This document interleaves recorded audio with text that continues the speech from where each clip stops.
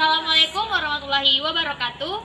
Perkenalkan, nama saya Yosi Andriani dengan NIM 2230103082 dan rekan saya.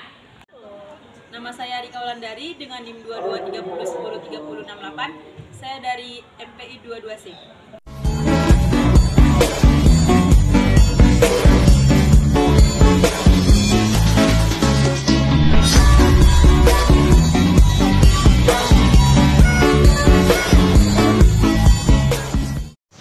Baiklah, di sini kelompok 1 akan menjelaskan tentang manajemen kurikulum yang isinya akan menjelaskan tentang pengertian, prinsip, dan fungsi manajemen kurikulum, lalu komponen kurikulum.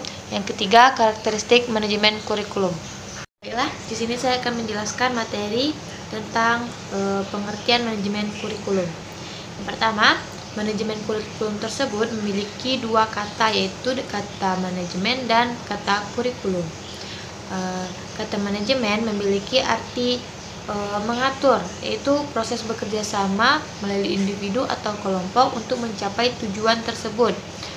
Disitulah kita melakukan manajemen, yaitu mengatur sebuah proses pekerjaan untuk mencapai tujuan. Lalu kurikulum.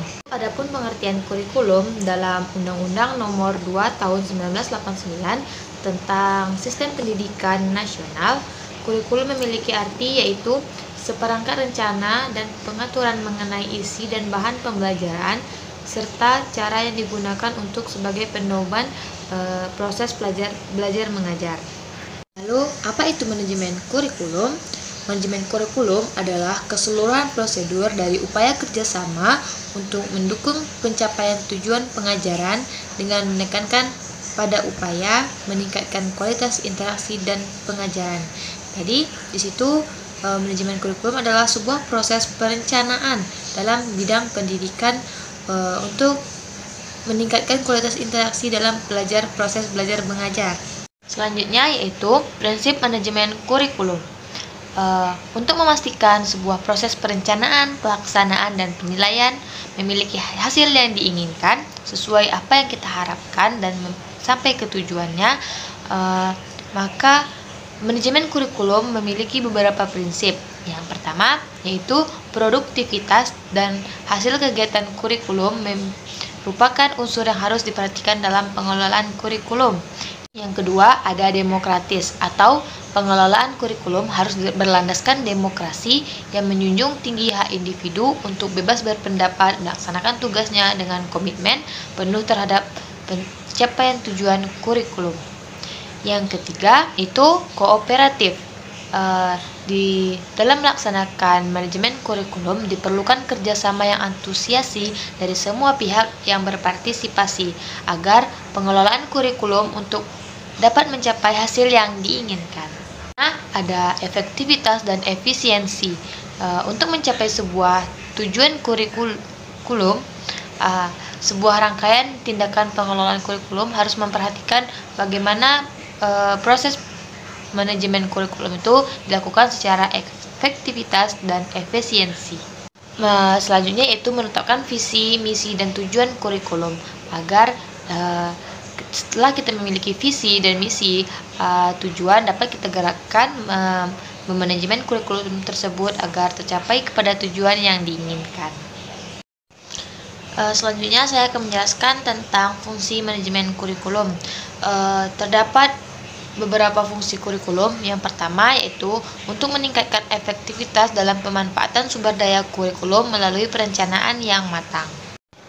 Dan selanjutnya fungsi manajemen kurikulum yaitu untuk meningkatkan efisiensi dan relevansi pengajaran bagi siswa dan lingkungannya. Lalu untuk meningkatkan efisiensi kegiatan yang dipimpin siswa atau guru untuk memenuhi tujuan pembelajaran. Dan yang terakhir, memiliki fungsi sebagai supaya kegiatan pembelajaran belajar mengajar lebih efektif dan efisiensi karena adanya manajemen kurikulum tersebut. Baiklah, mungkin hanya itu yang dapat saya sampaikan. Selanjutnya akan disampaikan oleh teman saya yaitu Rika Wulandari. Baiklah, saya akan melanjutkan materi dari rekan saya, Yosi Andriani. Materi yang akan saya jelaskan yaitu komponen kurikulum. Kurikulum terdiri dari bagian-bagian atau komponen-komponen yang bekerja sama sebagai suatu sistem yang saling mendukung dan menghasilkan suatu kesatuan yang utuh. Menurut Brier dan Lia Dwi Jayanti tahun 2020, kurikulum merupakan sistem yang memiliki komponen-komponen sebagai berikut. Yang pertama, komponen tujuan, yaitu komponen tujuan ini yang berhubungan dengan arah atau hasil yang diharapkan. Dalam skala yang besar, filosofi atau sistem nilai masyarakat dan tujuan kurikulum sangat terkait erat. Bahkan, tujuan kurikulum malah menggambarkan aspirasi tentang masyarakat. Yang kedua, komponen isi atau materi pembelajaran. Di sini, komponen isi kurikulum berfokus pada pengalaman belajar yang perlu dimiliki oleh peserta didik untuk belajar. Isi kurikulum harus mencakup setiap bagian dari komponen kognitif, emosional, dan psikomotorik dari setiap mata pelajaran yang akan diajarkan kepada para siswa atau para peserta didiknya. Yang ketiga, komponen metode, yaitu strategi yang digunakan untuk mencapai tujuan itu harus terkait dengan komponen metode atau pendekatan yang terbaik agar bisa mencapai tujuan yang ingin dicapai. Yang keempat, komponen evaluasi. Dengan mengevaluasi kurikulum, kita bisa menentukan seberapa baik tujuan yang akan kita capai. Seperti yang kita ketahui, evaluasi itu adalah langkah yang diperlukan untuk mencapai tujuan. Maka tujuan dari evaluasi itu sendiri yaitu untuk memastikan apakah tujuan ini telah tercapai atau belum.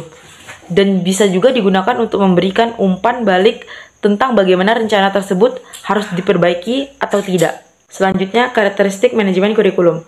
Berdasarkan pada manajemen kurikulum yang dijelaskan sebelumnya, karakteristik manajemen kurikulum merujuk kepada kegiatan manajemen kurikulum yang akan dilakukan, yaitu yang pertama, karakteristik perencanaan kurikulum. Perencanaan kurikulum dalam tahap pertama yaitu mengembangkan dan mengimplementasikan kurikulum yang akan dirancang, lalu membuat penilaian dan merumuskan tindakan yang akan digunakan oleh guru dan siswa dalam pelaksanaan dan penyelenggaraan kurikulum. Yang kedua, karakteristik pengorganisasian kurikulum. Untuk membuat kurikulum sekolah, kita harus mengambil tindakan yang terlibat dalam pengembangan kurikulum, seperti memutuskan pekerjaan, tanggung jawab, dan wewenang individu, serta prosedur kerja yang digunakan untuk memastikan tujuan instruksional sekolah terpenuhi, dan juga termasuk dalam proses penyusunan kurikulum.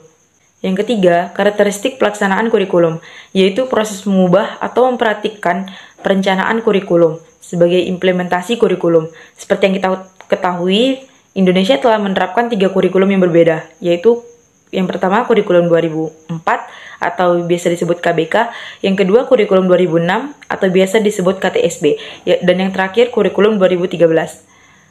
Yang keempat, karakteristik evaluasi kurikulum, yaitu tujuan penilaian kurikulum dalam proses pendidikan adalah menentukan seberapa baik siswa maju untuk menuju tujuan yang telah ditetapkan. Sesuai dengan prinsip dasar evaluasi kurikulum harus dilakukan secara metodis. Dengan demikian, akan dipastikan bahwa hasil evaluasi kurikulum sesuai dengan kebutuhan dan keterampilan masyarakat di lingkungan pendidikan dan sosial secara keseluruhan. Sekian penjelasan dari kelompok 1. Wassalamualaikum warahmatullahi wabarakatuh.